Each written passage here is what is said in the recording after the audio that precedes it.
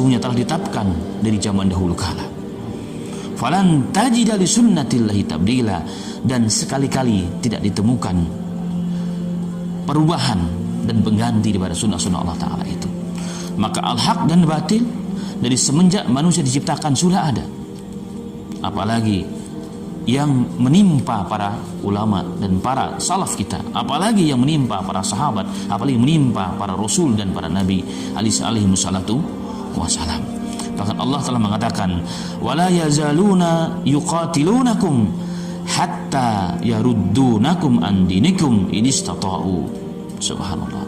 Dan mereka tetap akan berusaha memerangi kalian dengan fisik, dengan tenaga, dengan ekonomi, pemikiran, ghazwatul fikr, dengan segala hal, dengan politik.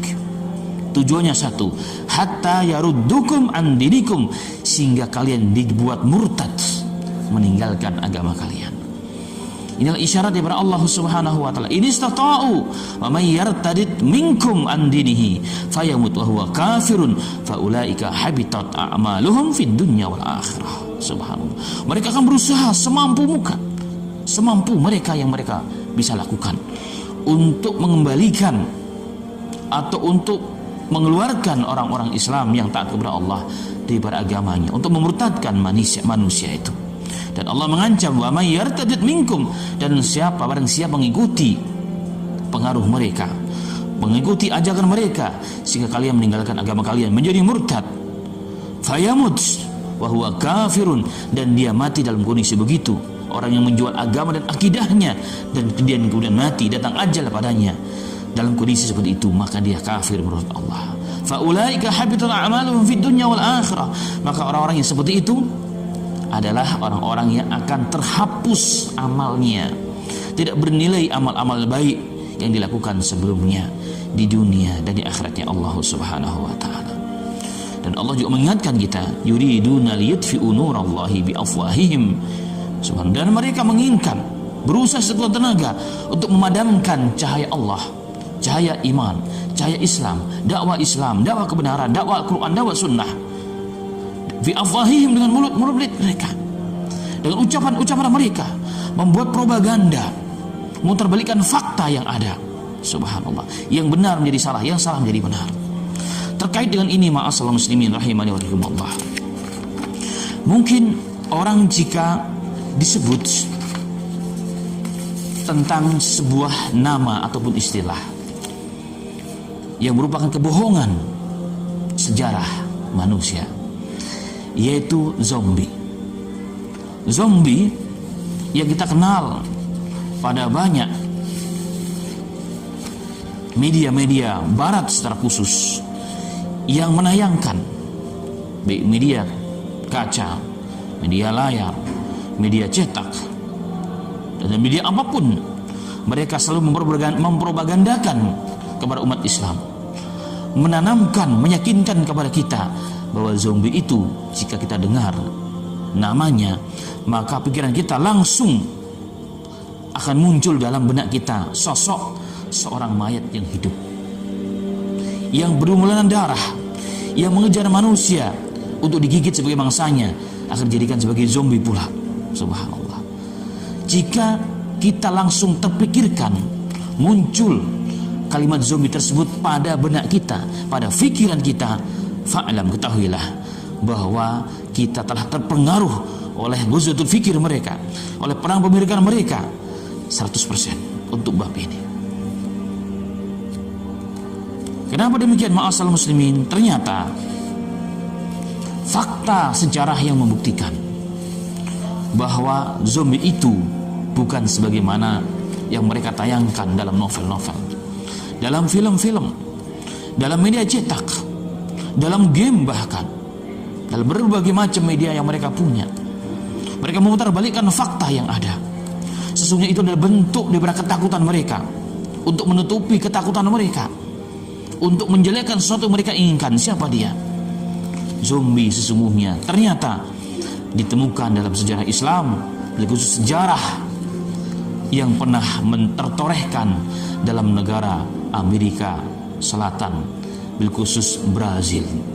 Ternyata zombie adalah seorang pahlawan pemimpin, bahkan bersama para alim ulama dan dai-dai yang mendukung beliau pernah memimpin, menegakkan, menancapkan Islam, menyebarkan Islam. Bahkan hal tersebut ditakuti oleh Kaisar Portugis di saat itu. Itulah zombie. Dan itu terjadi pada abad ke-16. Ya, ini tepatnya pada tahun kurang lebih 1550 Masehi. Ketika Islam sudah mulai masuk ke Brazil. Ke Brazil, di mana saat itu Brazil menguasai wilayah. Brazil dikuasai oleh orang-orang Portugis. Maka untuk membantu bisnis mereka, orang-orang Brazil mulai mengirim para budak-budak yang diambil di wilayah Amerika, dari wilayah Afrika, dibawa ke negara tersebut sebagai budak, sebagai pekerja di perkebunan, khusus perkebunan tebu. Dan mayoritas budak-budak yang dibawa di negara-negara Afrika ke Brazil tersebut, mereka beragama Islam. Dengan waktu yang tidak lama, maka perkembangan Islam begitu cepat, begitu sangat tepat. Subhanallah. Maka Brazil sudah dipenuhi dengan orang-orang Islam, baik dari orang Afrika itu sendiri yang notabene mereka orang Islam, atau dari orang-orang asli Brazil yang kemudian tertarik menjadi Muslim, menjadi mu'alaf. Sehingga mulai nampaklah syiar Islam di mana-mana. Subhanallah, nampak Islam dalam perguruan tersebut dan wilayah mereka. Mulai hiduplah rumah Allah, mulai hiduplah orang-orang yang ngaji, baca Al-Quran dengan bahasa aslinya dan seterusnya. Ternyata orang-orang Portugis yang notabene mereka adalah para penjajah yang merupakan agama Nasara, yang ingin mengembangkan agamanya kepada wilayah itu, mulai ketakutan, merasakan bahwa ini adalah satu ancaman yang berat. Maka mereka membuat keputusan untuk dibumi hanguskan orang-orang Islam, atau mereka dipaksa untuk murtad. Dan itu yang terjadi. Dengan kekuatan besinya, dengan tangan-tangan besinya, dibunuhlah ulama-ulamanya, dibunuhlah para tokoh-tokohnya, para dai-dainya, sehingga dianggap bahwa cahaya Islam telah lenyap, benar-benar lenyap, tanpa mereka takutkan kembali. Tapi ternyata ma'asal muslimin rahimahini wa rahimakumullah, pada tahun 1643 tiba-tiba muncul seorang tokoh pahlawan yang sang pemberani, yang sebelumnya beliau telah berdakwah kepada para alim ulama yang masih tersisa, para dai Islam yang masih tersisa, orang-orang budak-budak yang masih muslim. Telah mereka yakin dengan penuh kekuatan, dengan penuh semangat, tawakal kepada Allah Subhanahu wa taala, maka mereka mulai mendirikan kerajaan Islam Brazil. Dan ternyata dalam setiap pertemuan-pertemuan dengan orang-orang Portugis atau orang-orang yang ingin menghancurkan Islam, maka mereka dimenangkan oleh Allah Subhanahu wa taala. Sehingga kurang lebih hampir 50 tahun di Brazil dipimpin langsung oleh zombie ini, tegaklah daulah Islamiyah. Islam hidup, subhanallah, di segala bidang, di segala aspek. 50 tahun dengan aman, makmur, di bawah naungan rahmat Allah Subhanahu wa taala, karena mereka berpegang teguh kepada kitab Allah dan sunnah Rasul sallallahu alaihi wasallam. Sehingga kita tadi faham bahwa wilayah Brazil ini adalah wilayah pembagian di para penjajah barat, dan wilayah Brazil adalah bagiannya dari negara Portugis. Maka hal ini membuat semakin marah dan semakin mengkhawatirkan akan kekuasaan Portugis saat itu. Maka Kaisar dibantu oleh kerajaan-kerajaan seluruh Eropa mengirim pasukan laut yang begitu besar dan begitu dahsyat untuk menghancurkan, meluluhlantahkan orang Islam di Brazil. Maka itulah yang terjadi, sehingga satu persatu para tokoh dibunuh, para tokoh didolimi, termasuk sang pendekarnya, sang pahlawan, sang pemimpin, sang panglima, sang raja Brazil al-Islamiyah itu, daulah Islam di Brazil itu zombie pun terbunuh. Maka ma'asal muslimin, sehingga menurut mereka Islam di Brazil sudah lenyap. Walaupun tentunya Allah masih menjaga mereka, walaupun tidak sebagaimana sebelumnya.